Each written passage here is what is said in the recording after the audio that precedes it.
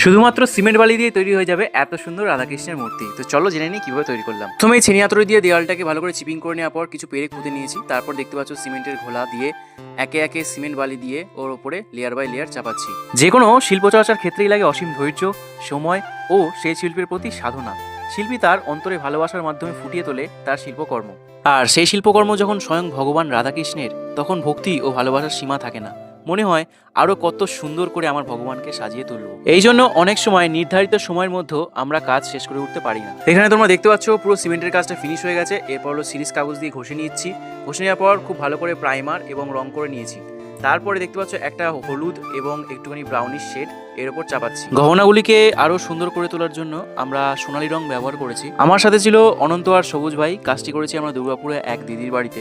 যে মুখের হাসি তোমার সমস্ত দুঃখ ভুলিয়ে দেয়, মনে আশা যোগায় নতুন কিছু করার, সর্বশেষ মানুষকে ভালোবাসতে শেখায়, সেই মুখটাকে আমরা কতটা ভালো করে ফুটিয়ে তুলতে পারলাম জানি না। তোমরা কমেন্ট করে জানিও তোমাদের কেমন লাগলো। তবে শুধু এটুকুই জানি, চেষ্টা করে যাব, হাল ছাড়বো না। কারণ স্বয়ং ভগবান শ্রীকৃষ্ণ বলে গেছেন, কর্ম করে যাও, ফলের আশা করো।